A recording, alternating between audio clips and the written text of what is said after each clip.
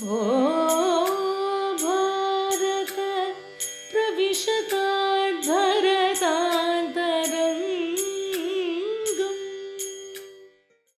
ನಮಸ್ಕಾರ ಪ್ರೇಕ್ಷಕರೇ. ನೂಪುರ ಭ್ರಮರಿ 20ನೇ ವರ್ಷವನ್ನು ಆಚರಿಸ್ತಾ ಇರುವಂಥದ್ದು ತಮಗೆಲ್ಲರಿಗೂ ಕೂಡ ಗೊತ್ತು. ಈ ಸಂಭ್ರಮ ಸುಸಂಪನ್ನವಾಗಬೇಕೆನ್ನುವಂತಹ ಆಶಯದಿಂದ ಭರತಾಂತರಂಗ ಅನ್ನುವಂತಹ ಈ ಶಾಸ್ತ್ರ ವಿಚಾರಗಳ ಸರಣಿಯನ್ನು ನಾವು ಆರಂಭಿಸಿ ಅದಾಗಲೇ 25 ಸಂಚಿಕೆಗಳು ಸಂದು ಹೋದವು ಅಲ್ವೇ. ಇದು ನಮ್ಮ ಪಾಲಿಗೆ ರಜತ ಸರಣಿಗಳ ಒಂದು ಸಂಭ್ರಮವನ್ನು ದಾಟಿ ಮುನ್ನುಗ್ಗುತ್ತಾ ಇರುವಂತಹ ಒಂದು ಅತ್ಯಪೂರ್ವವಾದಂತಹ ಕಾರ್ಯಕ್ರಮ. ಈ ಶಾಸ್ತ್ರ ವಿಚಾರಗಳ ಸರಣಿ ಕಾರ್ಯಕ್ರಮಕ್ಕೆ ತಮಗೆ ಆತ್ಮೀಯವಾದಂತಹ ಸ್ವಾಗತ.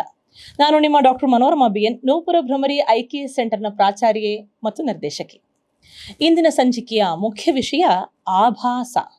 ಏನಿದು ಆಭಾಸ? ರಸಾಭಾಸ ಅನ್ನೋದನ್ನು ಕೇಳಿ ಗೊತ್ತು. ಇದು ರಸಭಂಗವೇ ಅಥವಾ ರಸವೇ ಆಗಿದೆಯೇ? ಕಲೆಯಲ್ಲಿ ಆಭಾಸದ ಪರಿಣಾಮಗಳು ಎಷ್ಟು?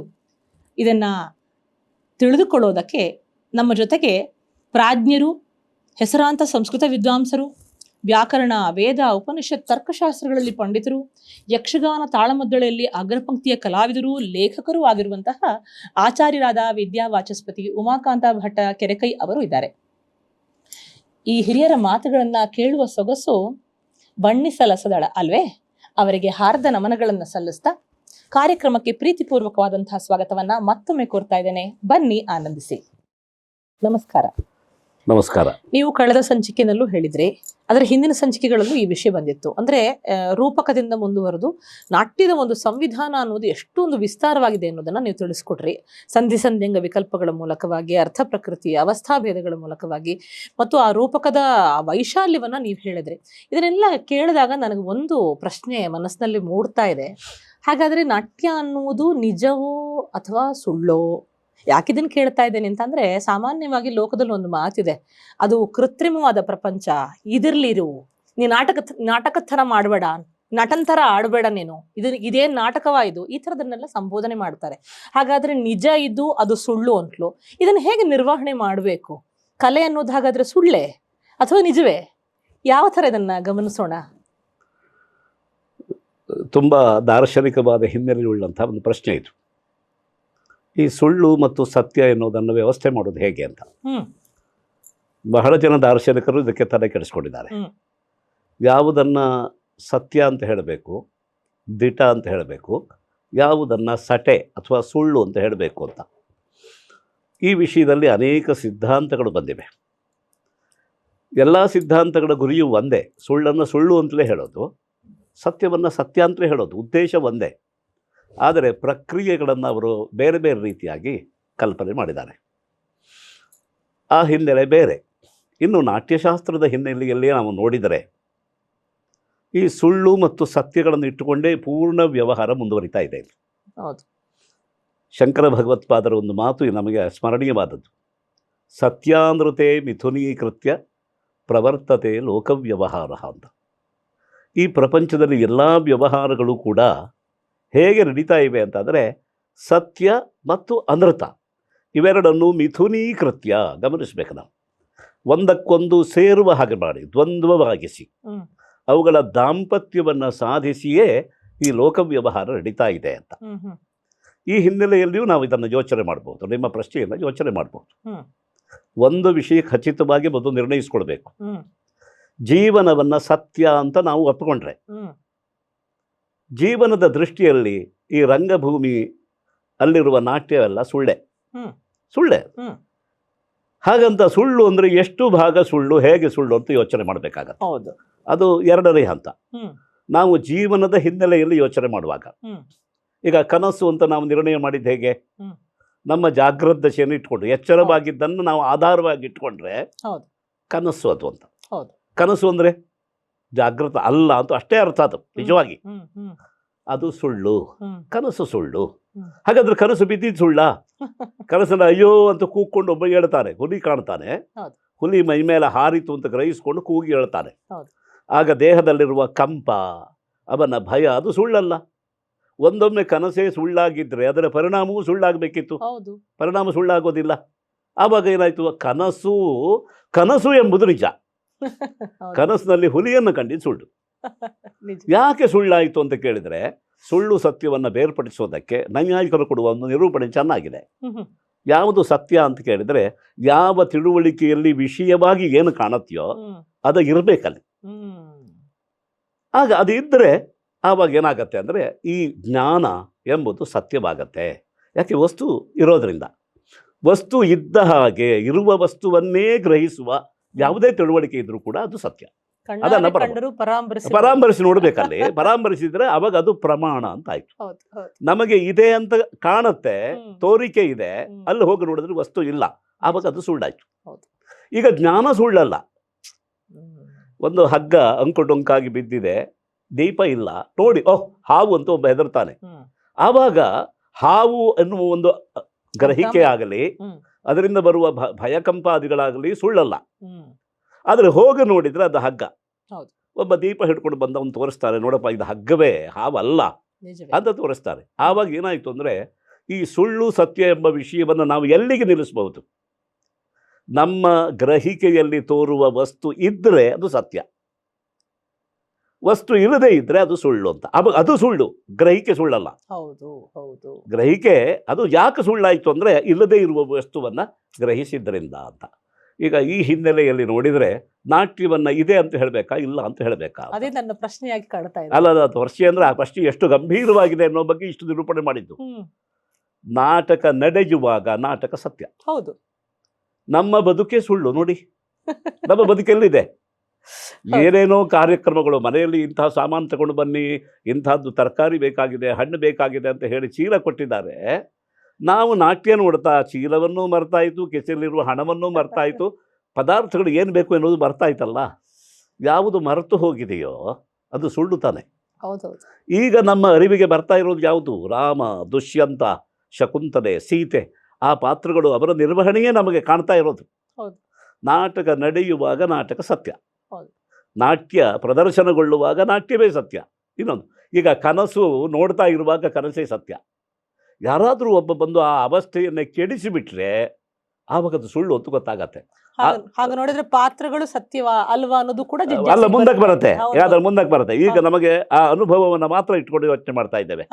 ಜಾಗೃತ ಅವಸ್ಥೆಯ ಅನುಭವಕ್ಕೂ ಕನಸಿನ ಅನುಭವಕ್ಕೂ ನೋಡಿದಾಗ ಅನುಭವ ಸರಿಯೇ, ಆದರೆ ಅನುಭವದ ವಿಷಯದ ಮೇಲೆ ಸತ್ಯಾಸತ್ಯತೆಗಳನ್ನು ನಾವು ತೀರ್ಮಾನ ಮಾಡ್ತಾ ಇದ್ದೇವೆ ಅಂತ ಅಂದ್ಕೊಂಡ್ವಲ್ಲ. ಈಗ ನೋಡಿ, ಲೌಕಿಕವಾದಂತಹ ಸುಳ್ಳು ಸತ್ಯಗಳಂತೆ ನಿರ್ವಚನ ಮಾಡೋಕ್ಕಾಗೋಲ್ಲ.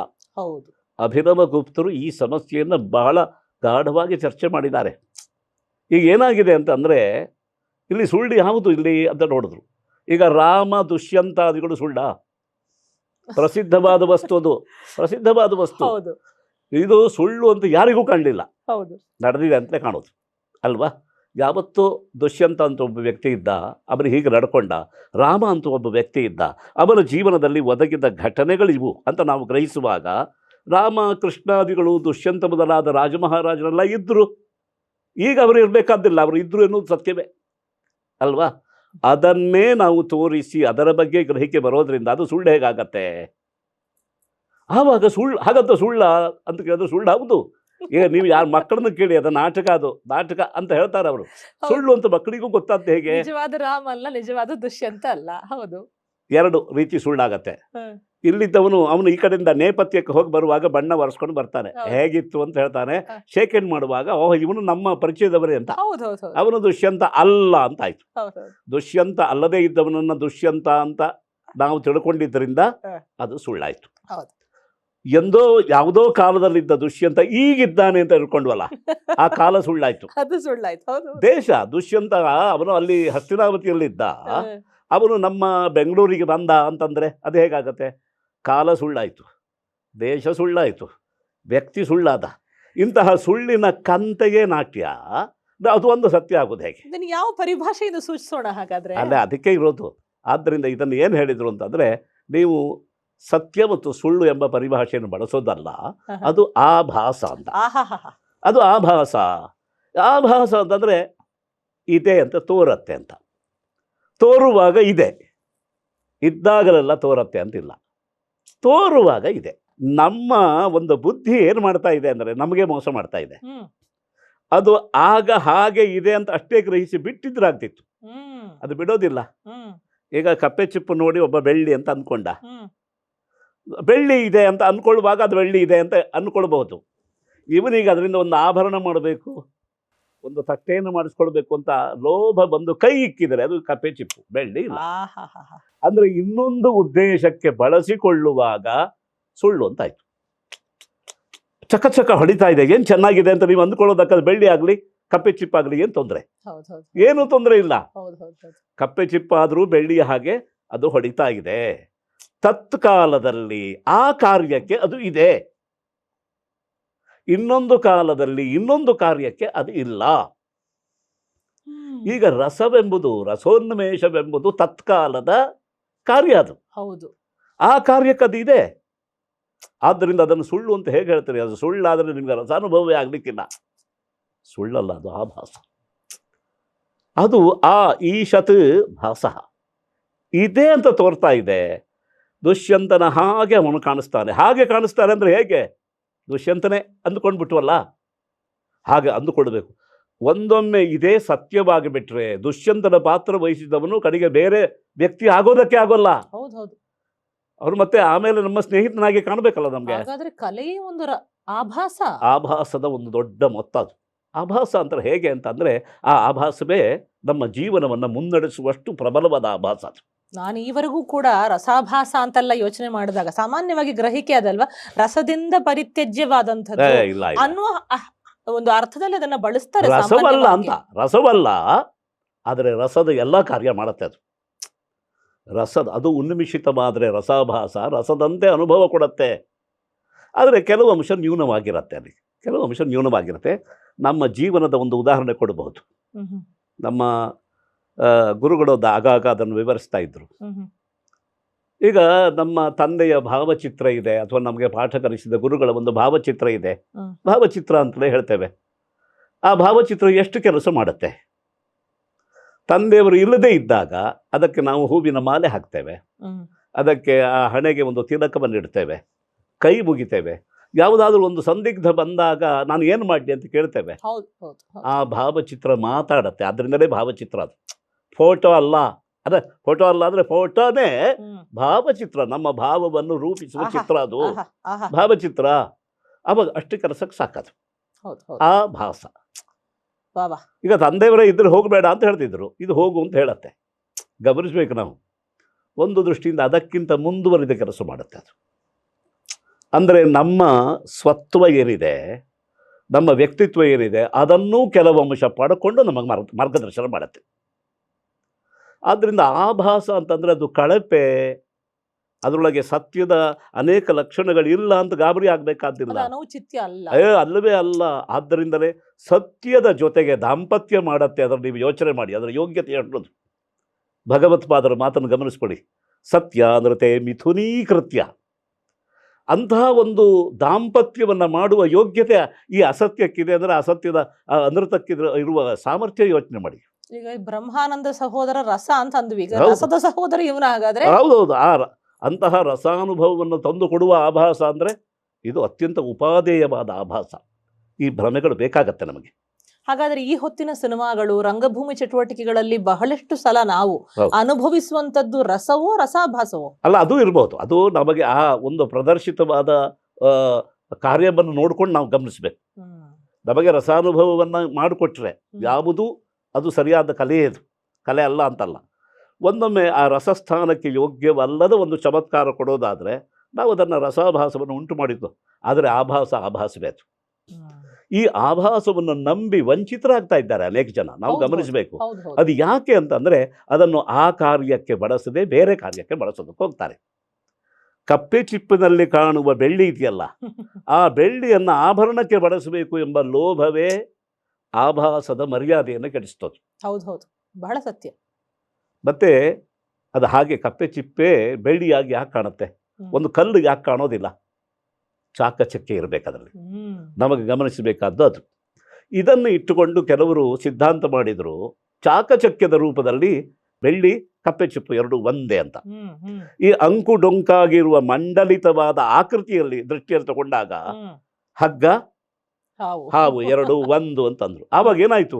ಹಗ್ಗ ತನ್ನ ಹಗ್ಗತನವನ್ನು ಬಿಟ್ಕೊಡ್ಬೇಕು, ಹಾವು ತನ್ನ ಸರ್ಪತ್ವವನ್ನು ಬಿಟ್ಕೊಡ್ಬೇಕು ಅಂದರೆ ಅಂಕುಡೊಂಕಾದ ಆಕೃತಿಗೆ ಬರಬೇಕು. ಆ ಅಂಕುಡೊಂಕಾದ ಆಕೃತಿಯಲ್ಲಿ ಎರಡೂ ಒಂದಾಯಿತು. ಈಗ ನೋಡಿ ಸುಳ್ಳು ಸತ್ಯದ ಹತ್ರ ಹೇಗೆ ಬಂತು ಅಂತ. ಅಂಕುಡೊಂಕಾದ ಆಕೃತಿಯ ಜೊತೆಯಲ್ಲಿ ಹಾವು ಎಂಬ ಸುಳ್ಳು ಹಗ್ಗದ ಹತ್ರ ಬಂದ್ಬಿಡ್ತು. ಯಪ್ಪ ಯಪ್ಪ, ಎಷ್ಟೊಂದು ಗಾಢವಾಗಿದೆ ಇದು. ಹಾಗೆ ರಾಮನ ಪಾತ್ರವನ್ನು ನಿರ್ವಹಿಸುವ ಒಬ್ಬ ವ್ಯಕ್ತಿ ನಾನೇ ನಿರ್ವಾಹ ಮಾಡ್ತಾ ಇದ್ದಾನೆ ಅಂತ ಅಂದ್ಕೊಡಿ. ಆವಾಗ ನನ್ನ ಉಮಾಕಾಂತತ್ವವನ್ನು ನಾನು ಕರಗಿಸಿಕೊಂಡು ಬಿಡುತ್ತಾ ಬಿಡುತ್ತಾ ಒಳ್ಳೆಯ ಮಾತು, ಸಮುದಾಚಾರ, ಗಾಂಭೀರ್ಯ ಅದರ ಮೂಲಕವಾಗಿ ನಾನು ರಾಮನ ಹತ್ರ ಬಂದ್ಬಿಟ್ಟೆ. ಆವಾಗ ಈ ಆಭಾಸಕ್ಕೆ ಏನು ಹೇಳ್ತೀರಿ? ರಸವೇ. ಆದ್ದರಿಂದಲೇ ಸತ್ಯದ ಬಾಂಧವ್ಯವನ್ನು ಗಂಟಾಗಿ ನಂಟಾಗಿ ಅಂಟಾಗಿ ಪಡೆದುಕೊಳ್ಳುವ ಸುಳ್ಳು ಬೇಕು. ಸುಳ್ಳಾದ್ರೆ ಏನಂತೆ ಸೊಗಸಿದೆ, ಅದು ಸುಳ್ಳು ಬೇಕು. ಆದ್ದರಿಂದ ಆಭಾಸದ ಶಕ್ತಿ ಅದು, ರಂಗಭೂಮಿಯ ಮೋಹವೇ ಅದಕ್ಕಾಗಿ. ಆದ್ದರಿಂದ ರಂಗಕರ್ಮವೆಂಬುದು ಕೇವಲ ಭೋಗ ಅಲ್ಲ, ಅದು ಯೋಗ, ಅದು ಸತ್ಯದ ಯೋಗ, ಸತ್ಯದ ಸಮಾಯೋಗ. ಅದು ಈ ಹಿನ್ನೆಲೆಯಲ್ಲಿ ಪ್ರತಿನಾಯಕ ಪಾತ್ರಗಳು ನಾಯಕ ಪಾತ್ರಗಳಾಗಿ ಮಿಂಚುವುದು ಇದು ರಸಾಭಾಸ ಆಗುತ್ತೆ. ಅದು ಯಾಕೆ ನಾವು ಒಂದು ಪರಿಭಾಷೆಯ ದೃಷ್ಟಿಯಲ್ಲಿ ರಸಾಭಾಸ ಕಾಣುತ್ತೆ. ನೀವು ಅರ್ಪಣೆಯ ದೃಷ್ಟಿಯಲ್ಲಿ ನೋಡಿ, ವಿರೋಧವೆಂಬುದು ಭಕ್ತಿ ಆದದ್ದು ಹೇಗೆ? ವಿರೋಧವೆಂಬುದು ಭಕ್ತಿ ಆಗತ್ತಾ? ಇಲ್ಲ. ಆದರೆ ಭಕ್ತಿ ಹೌದು. ಯಾಕೆ? ಭಾವ. ಅದು ವಿರೋಧವೆಂಬ ಭಾವದಲ್ಲಿ ಪ್ರಾಮಾಣಿಕತೆಯನ್ನು ಸಾಧಿಸಿಬಿಟ್ರೆ ಅದು ಭಕ್ತಿಗಿಂತ ಭಿನ್ನವೇ ಅಲ್ಲ, ಭಕ್ತಿಗಿಂತ ಭಿನ್ನವೇ ಅಲ್ಲ. ಆದ್ದರಿಂದ ಸುಲಭ ಇಲ್ಲ, ಇದೆಲ್ಲ ಬಹಳ ಸೂಕ್ಷ್ಮವಾದ ವಿಚಾರ. ನೋಡಿ, ಇಲ್ಲಿ ಅದ್ವೈತ ವೇದಾಂತಿಗಳು ಒಂದು ಪ್ರಕ್ರಿಯೆಯನ್ನು ಕಲ್ಪನೆ ಮಾಡ್ತಾರೆ. ಈ ಭ್ರಮದಲ್ಲಿ ತೋರುವ ಒಂದು ವಿಷಯ ಇದೆಯಲ್ಲ, ಅದು ಇದೆಯೋ ಇಲ್ವೋ ಅಂತ ನಿರ್ಣಯ ಮಾಡೋದು ಕಷ್ಟ ಅಂತ ಹೇಳಿದರು. ಈಗ ಕಪ್ಪೆ ಚಿಪ್ಪಿನಲ್ಲಿ ಬೆಳ್ಳಿ ಅಂತ ಒಂದು ಬುದ್ಧಿ ಹುಟ್ಟಿತು. ತಪ್ಪು ಅಂತ ಎಲ್ಲರಿಗೂ ಗೊತ್ತು, ಹೇಗೆ ತಪ್ಪು ಅನ್ನೋದು ವಿಷಯ ಬೇರೆ.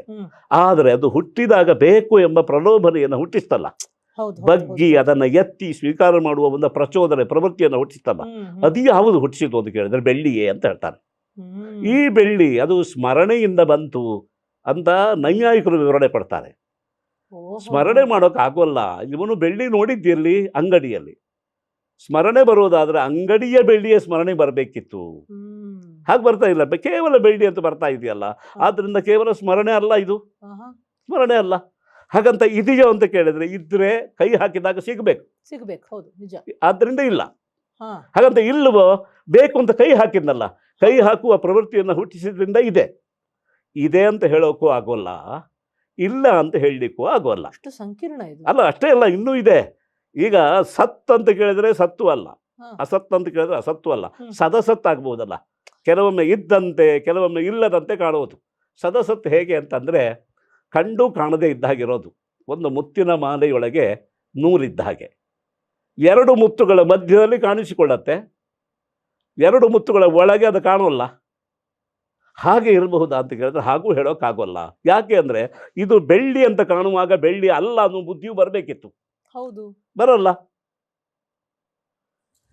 ಸದಸತ್ತು ಅಲ್ಲ, ಸದಸತ್ತು ಅಲ್ಲ ಅಂದ್ರೆ ಎರಡೂ ಅಲ್ಲದೆ ಇರೋದು ಏನೋ ಒಂದು ಅಂತ ಹೇಳೋಣ ಅಂತ ಕೇಳಿದ್ರೆ ಅಂಥ ವಸ್ತು ಪ್ರಪಂಚದಲ್ಲೇ ಇಲ್ಲ. ಸದಸತ್ತು ಅಲ್ಲದೆ ಇರುವ ವಸ್ತು ಪ್ರಪಂಚದಲ್ಲೇ ಇಲ್ಲ. ಆದ್ದರಿಂದ ಏನಾಗಿದೆ ಅಂದರೆ ಅನಿರ್ವಚನೀಯವಾದ ರಜತ ಒಂದಿದೆ. ಇದು ಬಹಳ ಮುಖ್ಯ ಸಿದ್ಧಾಂತ. ಇದು ನಾನು ಯಾವುದೋ ಒಂದು ದರ್ಶನದ ಪಕ್ಷಪಾತಿಯಾಗಿ ಹೇಳೋದಲ್ಲ, ನಮ್ಮ ನಾಟ್ಯಶಾಸ್ತ್ರಕ್ಕೆ ಇದು ಬೇಕಿದು. ಅಂದರೆ ಏನಾಗಿದೆ, ಭ್ರಮವನ್ನು ನಿರ್ವಹಿಸುವ ಸುಳ್ಳು ಅನಿರ್ವಚನೀಯವಾಗಿದೆ. ಇದು ಬಹಳ ದೊಡ್ಡ ಸಿದ್ಧಾಂತ. ಇದು ರಸ ಸಿದ್ಧಾಂತಕ್ಕೆ ಪೋಷಕವಾದ ಒಂದು ಅಂಶ. ಇದು ಅನಿರ್ವಚನೀಯವಾಗಿದೆ. ಆದ್ದರಿಂದ ಕಲೆಯಲ್ಲಿರುವ ಆಭಾಸ ಅದು ಅನಿರ್ವಚನೀಯವಾದ ಆಭಾಸ. ಆದ್ದರಿಂದಲೇ ಸತ್ಯದ ಜೊತೆಗೆ ಬಾಂಧವ್ಯವನ್ನು ಇಟ್ಟುಕೊಂಡಿದೆ, ರಸವನ್ನು ತಂದು ಕೊಡುತ್ತೆ. ಹಾಗಾದ್ರೆ ಅದು ಲೌಕಿಕವನ್ನು ಪ್ರಚೋದಿಸಬಹುದು, ಎಲ್ಲದೂ ಆಗಬಹುದು, ಪ್ರಚೋದಿಸಬಹುದು, ಅದಕ್ಕೂ ಏನೂ ತೊಂದರೆ ಇಲ್ಲ. ಆದರೆ ಲೌಕಿಕವಾಗಿ ಸಿಗೋಲ್ಲ, ಅಲೌಕಿಕ ಅನ್ನೋದು. ಹೌದು ಹೌದು. ಆದ್ದರಿಂದ ಅದು ಏನಾಗಿದೆ, ಅಲೌಕಿಕವಾಗಿ ಇದ್ದುಕೊಂಡು ಲೌಕಿಕಕ್ಕೆ ಪ್ರಲೋಭನೆಯನ್ನು ಕೊಡುತ್ತೆ. ಲೌಕಿಕ ಪ್ರಲೋಭನೆಯಿಂದ ಮುಂದುವರೆದ್ರೆ ಇಲ್ಲ ಅಂತ ಆಗತ್ತೆ. ನೀವು ಹೇಳೋದು ನೋಡಿದ್ರೆ ಹಾಗಾದ್ರೆ ನಾವು ನೋಡುವಂತಹ ಎಷ್ಟೋ ಸಿನಿಮಾಗಳು, ರಂಗಭೂಮಿ ಆಗಿರಲಿ ಅಥವಾ ಒಂದು ಕಲೆ ಅನ್ನುವ ಹಿನ್ನೆಲೆಯಲ್ಲಿ ನೃತ್ಯಗಳೇ ಆಗಿರಲಿ, ನಾಟ್ಯವೇ ಆಗಿರಲಿ ಅಲ್ವಾ, ಏನೇ ಒಂದು ಕಲೆಯ ಅಂಶಗಳನ್ನು ತಗೊಂಡ್ರು ಕೂಡ ಈಗ ನನಗೆ ಭ್ರಮೆ ಆಗ್ತಾ ಇದೆ. ನಾನು ನೋಡ್ತಾ ಇರೋದು ರಸವನ್ನ, ಅನುಭವಿಸ್ತಾ ಇರೋದು ರಸವನ್ನ ಅಥವಾ ರಸಾಭಾಸವನ್ನ ಅಂತ. ಅದವೇ. ಅದರಿಂದ ಏನಾಗಿದೆ ಅಂದರೆ ಅದು ಒಂಚೂರು ಅಲ್ಲಿ ಬೇರೆ ವಿಶ್ಲೇಷಣೆ ಮಾಡಿಕೊಡ್ಬೇಕು. ರಸ ಮತ್ತು ರಸಾಭಾಸ ಎರಡೂ ನಾವು ಪಾರಿಭಾಷಿಕವಾಗಿ ಹೇಳ್ತಾ ಇರುವ ಎರಡು ಸನ್ನಿವೇಶ. ಆ ಪ್ರಕ್ರಿಯೆಯಲ್ಲಿ ತರ್ಕ ಹಾಗೇ ಇದೆ, ಅದೇನು ವ್ಯತ್ಯಾಸವಾಗಲ್ಲ. ಆದರೆ ರಸಾಸ್ವಾದವನ್ನು ಕೊಡುವ ಒಂದು ನಾಟ್ಯ ಏನಿದೆ ಅದು ವಸ್ತುವಲ್ಲ ಅಂತ ಹೇಳಿದಾಗಾಯ್ತು. ವಸ್ತುವಲ್ಲ ಅಂತ, ಭ್ರಮೆಯಲ್ಲಿ ಕಾಣುವುದು ವಸ್ತುವಲ್ಲ ಅಂತ. ಹೌದು ಹೌದು ಹೌದು ಹೌದು ಹೌದು ಅಲ್ವಾ? ಹಗ್ಗ ಅಂತ, ಅದು ಹಗ್ಗ ಎಂಬುದು ವಸ್ತು, ಸರ್ಪವಾಗಿ ಕಾಣುವ ಆ ಕಾಣಿಕೆ ವಸ್ತುವಲ್ಲ. ಸರ್ಪ ವಸ್ತುವಲ್ಲ, ಇನ್ನೊಂದು ಕಡೆಗೆ ಇರ್ಬೋದು ಸರ್ಪ, ಹಗ್ಗದಲ್ಲಿ ಸರ್ಪ ಇಲ್ಲ. ಆದ್ದರಿಂದ ಪ್ರಾಪಂಚಿಕವಾಗಿ ನಾವು ಲೋಕವೃತ್ತದಲ್ಲಿ ಕಾಣುವ ವಸ್ತು ನಾಟ್ಯ ವಸ್ತು ಅಲ್ಲ. ಆ ಮಟ್ಟಕ್ಕೆ ಕಲೆಯ ಆಭಾಸವೇ, ಅದು ಆಭಾಸವೇ. ಅದರ ಆಭಾಸ ಆದ್ರೆ ಎಂಥ ಆಭಾಸ, ಅದು ಸತ್ಯದ ಜೊತೆಗೆ ನಂಟನ್ನು ಇಟ್ಕೊಂಡಂತ ಆಭಾಸ. ಆದರೆ ಕಲೆಯ ಒಳಗಿನ ಆಭಾಸ ಅನ್ನೋದಕ್ಕೆ ನಾವು ಸ್ವಲ್ಪ ಮಟ್ಟಿಗೆ ಯೋಚನೆಯನ್ನ ಮಾಡಬೇಕು ಅಂತ. ಈಗ ನಾವು ಧಾರಣೆ ಮಾಡೋದು ಇದನ್ನ ಮುಂದುವರಿಸಿ ಕೆಲವರು ಹೇಳ್ತಾರೆ, ನೀವು ಯಾವ್ದನ್ನ ಧಾರಣೆ ಮಾಡ್ತೀರಿ? ಈಗ ಮುತ್ತಿನ ಮಾಲೆ ಇದೆ, ನೂಲನ್ನು ಧಾರಣೆ ಮಾಡ್ತೀರೋ ಮುತ್ತನ್ನ ಅಂತ. ಕೇವಲ ಮುತ್ತನ್ನ ಧಾರಣೆ ಮಾಡೋಕ್ಕಾಗೋಲ್ಲ, ನಿಜ. ಆದ್ದರಿಂದ ಸತ್ಯವೆಂಬ ಮುತ್ತನ್ನು ಪೂಣಿಸಲು ಇದ್ದೂ ಇಲ್ಲದಂತೆ ಕಂಡರೂ ಕಾಣದಂತೆ ಇರುವ ನೂಲನ್ನೂ ನಾವು ಧಾರಣೆ ಮಾಡಬೇಕಾಗತ್ತೆ. ಹಾಗೆ ಸತ್ಯದ ಜೊತೆಗಿರುವ ನೂಲಿದು, ಅಂದು ಬಿಡೋಕ್ಕಾಗೋಲ್ಲ, ಹಾಗಿದೆ ಅದು. ಎಷ್ಟೊಂದು ಮಾರ್ಮಿಕವಾದ, ಅಷ್ಟೇ ಚಿಂತನಶೀಲವಾದಂತಹ ವಿಚಾರ ಇದು. ನಮ್ಮನ್ನ ಮತ್ತೊಂದು ಸಲ ನಾವು ನೋಡ್ತಾ ಇರೋದು ಯಾವುದು ಸರಿ ಯಾವುದು ತಪ್ಪು, ಎಷ್ಟು ಸರಿ ಎಷ್ಟು ತಪ್ಪು, ಯಾವುದು ರಸ ಯಾವುದು ರಸಾಭಾಸ, ಯಾವುದು ಕಲೆ ಯಾವುದು ಕಲಾ, ಒಟ್ಟಿನಲ್ಲಿ ತುಂಬಾ ದೊಡ್ಡದಾಗಿರುವಂತಹ ವಿಚಾರ ಸರಣಿಯೇ ಆಯ್ತಲ್ಲ ಇದು. ಹೇಗೆ ಅಂತಂದ್ರೆ, ಯಾವುದು ದೊಡ್ಡದು ನಮಗೆ ಕಾಣುತ್ತೋ ಅದರ ಮುಂದೆ ನಾವು ಸಣ್ಣವರಾಗ್ತೇವೆ. ಹೌದು, ಖೇದ ಅಲ್ಲ, ಹೌದು ಹೌದು, ಸಣ್ಣವರಾಗಬೇಕದು. ನಮ್ಮನ್ನು ನಾವು ಕರಗಿಸಿಕೊಳ್ಳುವುದಕ್ಕೆ ಸತ್ಯವೆಂಬುದು ಎಷ್ಟು ಕಾರಣವೋ ಆಭಾಸವೆಂಬುದು ಅಷ್ಟೇ ಕಾರಣ. ಅದು ಅದರಿಂದ ಸತ್ಯದ ಹಾಗೆ ನಿಂತುಕೊಂಡು, ನೋಡಪ್ಪ ನೀನು ನನ್ನಷ್ಟು ದೊಡ್ಡವನಲ್ಲ ಅಂತ ಹೇಳುತ್ತೆ. ಯಾಕೆಂದ್ರೆ ನಾವು ನಿರ್ವಚನ ಯೋಗ್ಯರು. ಸತ್ಯವೆಂಬುದು ಅನಿರ್ವಚನೀಯವೇ, ಸತ್ಯದ ಜೊತೆಗಿರುವ ಆಭಾಸವು ಅನಿರ್ವಚನೀಯವೇ. ಮಾಯೆ ಎಷ್ಟು ದೊಡ್ಡದು ಅಂತ. ಆದ್ದರಿಂದ ಮಾಯೆ ತುಂಬ ದೊಡ್ಡದು. ಕಲೆ ಎಂಬ ಮಾಯೆ ಬರೋದಾದರೆ ಕಲೆ ಎಂಬ ಮಾಯೆ ಬರಲಿ. ಹೌದು ಅಲ್ವಾ? ಕಲೆ ಎಂಬ ಮಾಯೆ, ಆಭಾಸ ಎಷ್ಟು ವಿಶಿಷ್ಟವಾದಂತಹ ಒಂದು ಒಂದು ಪರಿಭಾಷೆ ಆ ಲೋಕ ಅನ್ನೋದನ್ನ ಮನಗಾಣಿಸಿಕೊಟ್ಟಿದ್ದಕ್ಕೆ ತಮಗೆ ಹಾರದ ಕೃತಜ್ಞತೆಗಳು, ನಮನಗಳು. ಮತ್ತೊಂದು ಸಂಚಿಕೆಯಲ್ಲಿ ನಾನು ನಿಮ್ಮನ್ನು ಸಂಧಿಸ್ತೇನೆ. ನಮಸ್ಕಾರ. ವೀಕ್ಷಕರೇ, ಕೇಳಿದ್ರಲ್ಲ, ನಿಮ್ಗಿಷ್ಟ ಆಯ್ತಲ್ವಾ? ಹಾಗಿದ್ರೆ ತಡ ಯಾಕೆ? ಈ ಕಾರ್ಯಕ್ರಮವನ್ನ ಆಸಕ್ತರಿಗೆ ಹಂಚಿ, ನಿಮ್ಮ ಪ್ರತಿಕ್ರಿಯೆಗಳನ್ನ ನಮ್ಮ ಜಾಲತಾಣದಲ್ಲಿ ದಾಖಲಿಸಿ, ಬೆಂಬಲಿಸಿ, ಪ್ರೋತ್ಸಾಹಿಸಿ. ಅಷ್ಟೇ ಅಲ್ಲ, ನಾಟ್ಯಶಾಸ್ತ್ರದ ವಿಸ್ತಾರವನ್ನ ಚರ್ಚಿಸುವ ವಿಷಯನಿಷ್ಠವಾದ ಕೋರ್ಸ್ಗಳು ನಮ್ಮಲ್ಲಿವೆ. ಹಾಗೆಯೇ ಅಧ್ಯಯನ ಪುಸ್ತಕಗಳು ಇವೆ, ಅವುಗಳ ನೆರವನ್ನು ನೀವು ಪಡೆಯಬಹುದು. ಮತ್ತು ನಿಮ್ಮ ಧನ ಸಹಕಾರದ ಬೆಂಬಲವು ನಮಗೆ ಬೇಕು. ಇದರಿಂದ ಸಂಸ್ಥೆಯ ಇಂಥ ಕೆಲಸಗಳಿಗೆ ಬಲ ಹೆಚ್ಚಿಗೆ ಬರುತ್ತದೆ. ಹಾಗಾಗಿ ಧನ ಸಹಕಾರಕ್ಕೆ ಹಾಗೆ ಪ್ರಾಯೋಜಕತ್ವಕ್ಕೆ ಮನ ಮಾಡಿರಿ ಅಂತ ನಾನು ನಿಮ್ಮಲ್ಲಿ ಸವಿನಯದಿಂದ ಪ್ರಾರ್ಥಿಸ್ತಾ ಇದ್ದೇನೆ. ಹೆಚ್ಚಿನ ವಿವರಗಳಿಗೆ www.noparabrahmari.com ಸಹಿತ ಸಾಮಾಜಿಕ ಜಾಲತಾಣದಲ್ಲಿರುವ ನಮ್ಮ ಗುಂಪು ಪುಟ ಖಾತೆಗಳನ್ನು ಗಮನಿಸಬಹುದು. ಯಾವುದನ್ನು ಗಮನಿಸಬಹುದು ಅಂತಲ್ಲ, ಹಳೆಯ ಸಂಚಿಕೆಗಳನ್ನ, ಹಳೆಯ ಕಾರ್ಯಕ್ರಮಗಳನ್ನು ಗಮನಿಸಬಹುದು. ಹಾಗೆಯೇ ನಿಮ್ಮ ಪ್ರೀತಿಪೂರ್ವಕ ಹಾರೈಕೆ ನಮ್ಮೊಂದಿಗಿರುತ್ತದೆ ಅನ್ನುವಂತಹ ಆಶಯ, ಅಪೇಕ್ಷೆ ನಮ್ಮದು. ಸಂಚಿಕೆಯನ್ನು ಮುಕ್ತಾಯ ಮಾಡೋಣವೇ? ಮತ್ತೊಂದು ಸಂಚಿಕೆಯಲ್ಲಿ ಸಂಧಿಸೋಣ. ನಮಸ್ಕಾರ.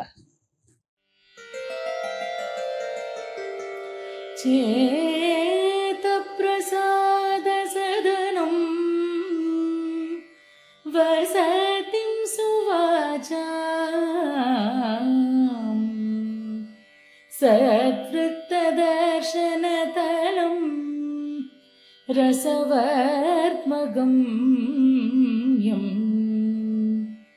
ಲೋಕಪ್ರಸಿದ್ಧ ಪುರುಷಾರ್ಥ ವಿಹಾರ ಭೂಮಿಂ ಭೋ